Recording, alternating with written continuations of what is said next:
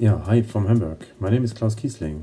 Welcome to the next tutorial of Sharp Energy Solutions.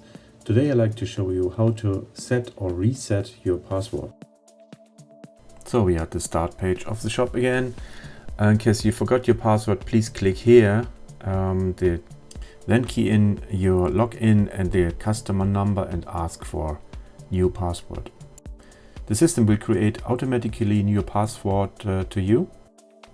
The system will create an email like this. You will receive a new password, which you can see here in the middle. This you have to key in to log into the website, and here you can change your password as you like. Short notice from my side, please save all the login data because you need them whenever you like to access the shop. Yeah, finally, a short summary of setting the password or resetting the password for the shop. Important is that you can change the password in your profile whenever you like. We are now at the end of this tutorial. In case of questions, please use my email address. I'd like to thank you for your attention.